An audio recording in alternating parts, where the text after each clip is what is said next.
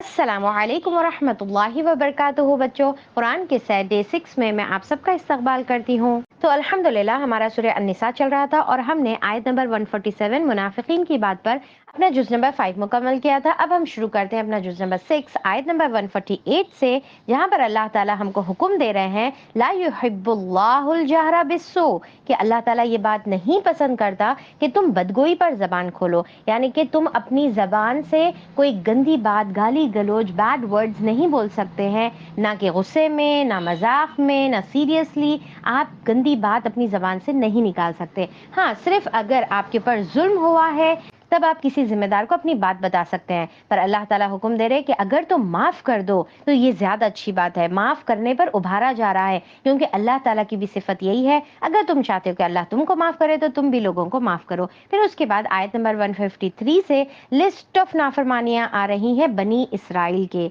अब बनी इसराइल के बारे में ऑलरेडी हमने सूरह बकरा में काफ़ी डिटेल में पढ़ा था। अल्लाह ताला यहाँ पर बता रहे हैं कि क्या वजह है उनके ऊपर अल्लाह ताला नाराज़ हुआ, उनकी ज़िद, उनकी हठधर्मी, उनके स्टबन डिमांड्स और उनके बार बार अल्लाह से नाफरमानी करना और बीबी मरियम अलैहिस्सलाम पर झूठा बहतान लगाना, फॉल्स एक्यूजेशन लगाना, जो आयत नंबर 156 में जिक्र है। फिर उसके बाद उनका झूठ ईसा अलैहिस्सलाम के टुवर्ड्स 157 में अल्लाह ताला बता रहे कि वो कहते हैं कि ईसा अलैहिस्सलाम को उन्हें कत्ल कर दिया या उनको सलीब पर यानी कि क्रॉस पर चढ़ाया गया, जबकि वो झूठ बोल रहे हैं। अल्लाह ताला बता रहे कि ना उनको कत्ल किया गया, ना सलीब पे चढ़ाया गया, बल्कि अल्लाह ताला ने उनको उठा लिया। फिर आयत नंबर 161 में अल्लाह ताला बता रहे कि रिबा उनके ऊपर हराम है, फिर भी वो रिबा लेते हैं और लोगों का माल गलत तरीके से खा लेते हैं। फिर आयत नंबर 163 में अल्लाह ताला फरमाते हैं कि तमाम बनी इसराइल बुरे नहीं होते, बल्कि उनमें से कुछ अर्रासिखून होते हैं, पर मेजॉरिटी उनकी आप सल्लल्लाहु अलैहि वसल्लम की दुश्मन, अल्लाह की दुश्मन, अल्लाह ताला के दीन और दावत और कुरान की दुश्मन होती है। फिर आयत नंबर 171 में अल्लाह ताला ईसाइयों से यानी कि क्रिश्चियन से मुखातिब करके उनके फॉल्स क्लेम का, झूठे दावे का जवाब दे रहे हैं कि वो कहते हैं कि अल्लाह ताला का बेटा है, तो अल्लाह ताला बता रहे कि अल्लाह ताला एक है, अल्लाह ताला का कोई पार्टनर नहीं है। और लास्ट सूरह निसा की आयत में अल्लाह ताला तमाम इंसानियत को दावत दे रहे कि अगर तुमको हक पर रहना है और हिदायत के रास्ते पर रहना है तो आप सल्लल्लाहु अलैहि वसल्लम का जो फाइनल मैसेज है उसको कबूल करना पड़ेगा। यहाँ पर सूरह अन्निसा मुकम्मल होता है। अब हम बढ़ते हैं सूरह अल माइदा की तरफ। सूरह अल माइदा का मतलब क्या है पता है बच्चों? दस्तरखान, द टेबल स्प्रेड। ये सूरह की खासियत ये है कि इसके जो अहकामात है वो फाइनल है, यानी इसमें कोई चेंजेस नहीं हो सकते। और ये सूरह में बार बार ए लोगों जो ईमान लाए हो बोलकर मुखातिब किया जा रहा है, और सूरह शुरू ही हो रहा है इस आयत नंबर 1 से, या अय्युहल्लज़ीना आमनू, ए लोगों जो ईमान लाए हो। फर्स्ट ऑर्डर क्या दे रहे अल्लाह ताला? औफू बिल उकूद, अपने अहद को पूरा करो। चाहे तुम अहद यानी कि वादा, प्रॉमिस, तुम चाहे अल्लाह के साथ करो या बंदों के साथ करो। हमने अल्लाह के साथ क्या प्रॉमिस किया था? अहद अलस्त, राइट, यानी कि एक अल्लाह ताला की इबादत करने का हमने प्रॉमिस किया था, जो हम कलमा पढ़कर प्रॉमिस करते हैं। और फिर दूसरा, बंदों से भी हम कुछ ना कुछ प्रॉमिसेस करते रहते हैं डेली बेसिस पर, तो हमारा काम है कि उसको भी हम पूरा करना है। स्पेशली जब हम अल्लाह ताला के नाम के साथ प्रॉमिस करते हैं, यानी कि जैसा कहते हैं कि इंशाअल्लाह मैं जरूर ये काम करूंगा या करूंगी, तो फिर तो हमारे पर कंपलसरी जरूरी हो जाता है कि हम उसको पूरा करें, वो प्रॉमिस को, वादे को पूरा करें। उसके बाद आयत नंबर 2 से बहुत सारे अहकामात का जिक्र अल्लाह ताला कर रहे हैं कि कौन सी चीज हमारे लिए हलाल है, कौन सी चीज हराम है, शिकार कौन से जानवर हमको करना चाहिए। और आयत नंबर 2 में एक बहुत ही प्यारा हिस्सा है जहाँ पर अल्लाह ताला फरमाते हैं वतआवनु अलल बिर्रि वत्तक़वा, और एक दूसरे की हेल्प करो नेकी में और तक़वे के काम में। वला तआवनु अलल इस्मि वल उद्वान, और बिल्कुल एक दूसरे की हेल्प मत करो गुनाह में और ज्यादती में। तो इससे क्या समझ में आ रहा कि नेकी में एक दूसरे की हेल्प करना चाहिए।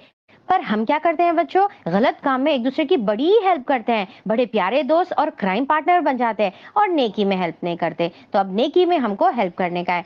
3 में अल्लाह ताला फरमाते हैं अल यौमा अकमलतु लकुम दीनकुम, आज के दिन मैंने तुम्हारे लिए तुम्हारे दीन को मुकम्मल कर दिया, कंप्लीट कर दिया, परफेक्ट कर दिया। मतलब कि अब दीन में, अब हमारे इस्लाम में कोई इजाफा हो सकता है, एडिशन हो सकता है, ना कोई कमी हो सकती है। फिर आयत नंबर 6 में अल्लाह ताला वज़ू और तयम्मुम का जिक्र करे, जो कि हमने सूरह निसा में भी देखा था। फिर आयत नंबर 8 में अल्लाह ताला अदल का हुक्म दे रहे कि सबके साथ अदल करो। फिर उसके बाद आयत नंबर 11 से 26 तक फिर से बनी इसराइल का, यहूद और नसारा का जिक्र आ रहा है, और अल्लाह ताला बता रहे कि यहूद और नसारा ने क्या किया? किताब को उन्होंने भुला दिया, और इस गलत फहमी में, खुश फहमी में वो रहते थे कि हम तो अल्लाह ताला के बड़े चोजन पीपल है, हम तो बड़े स्पेशल है, اللہ ताला तो हमको अजाब नहीं देगा, पर बच्चों कैसे हो सकता है कि अल्लाह की किताब को भुलाकर अल्लाह के स्पेशल कैसे बन सकते हैं? और देखिए कहीं ना कहीं हम भी ऐसा समझते हैं, यानी कि हम मुसलमान हैं तो हम समझते हैं कि हम तो जन्नत में जाएंगे। देखिए जन्नत सिर्फ अमल से मिलती है, अगर हम अमल करेंगे तो जन्नत में जाएंगे। अगर हम सिर्फ मुसलमान हैं और अमल नहीं करेंगे, कुरान को भूल जाएंगे, कुरान को भुला देंगे,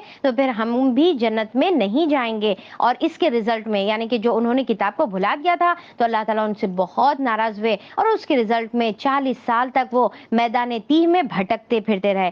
उसके बाद आयत नंबर 27 में अल्लाह ताला आदम अलैहिस्सलाम के बेटे हाबिल और काबिल का जिक्र करते हैं और उससे हमारे लिए कुछ अहकामात नाजिल फरमाते हैं कि अगर कोई इंसान किसी एक इंसान को कत्ल करेगा तो गोया कि वो ऐसा है कि पूरी इंसानियत को, पूरी ह्यूमैनिटी को उसने कत्ल कर दिया। और फिर अल्लाह ताला जो फसाद करते हैं उसकी सजा सुनाते हैं और जो चोरी करता है तो उसकी भी सजा अल्लाह ताला सुनाते हैं।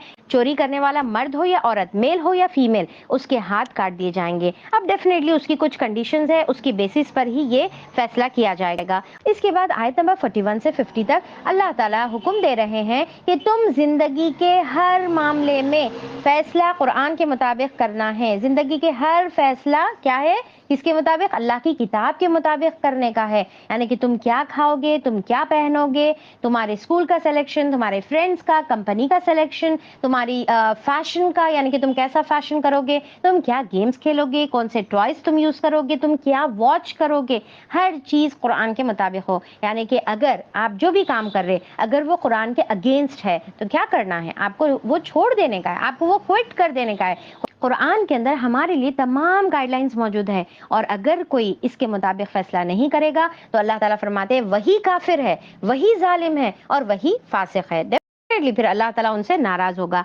नंबर 54 में अल्लाह ताला ईमान वालों से फिर से मुखातिब हैं कि बता रहे कि ए ईमान वालों, अगर तुम मुर्तद हो जाओगे, यानी कि अगर तुम दीन इस्लाम से फिर जाओगे, दीन इस्लाम को छोड़ दोगे, तो नो प्रॉब्लम, अल्लाह ताला डजंट केयर। अल्लाह ताला को कोई फर्क नहीं पड़ता। अल्लाह ताला तुम्हारे बदल कोई दूसरी कौम को रिप्लेस कर देगा, कोई दूसरे लोगों को रिप्लेस कर देगा। और जो अल्लाह ताला से मोहब्बत करने वाले होंगे और अल्लाह के मुताबिक जिंदगी गुजारने वाले होंगे और जिसका दोस्त अल्लाह ताला होगा, रसूल होगा और मोमिनीन होंगे, और ये हिजबुल्लाह है, ये अल्लाह की पार्टी है, ये अल्लाह का ग्रुप है और डेफिनेटली अल्लाह ताला का ग्रुप फला पाएगा, विक्ट्री पाएगा। तो लिहाजा हमको डिसाइड करने का है कि क्या हमको हिजबुल्लाह में बनना है, क्या अल्लाह ताला के ग्रुप और पार्टी में से रहना है।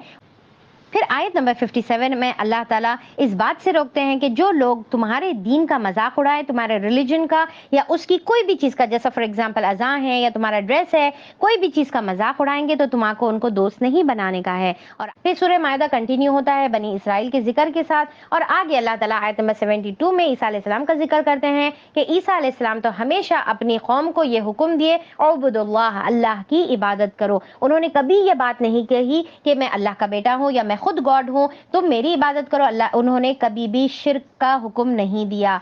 वो तो हमेशा ये कहते थे कि एक अल्लाह की इबादत करो जो मेरा भी रब है और तुम्हारा भी रब है। इसके साथ हमारा जुज़ 6 मुकम्मल होता है। तो आज का टेक अवे क्या है बच्चों?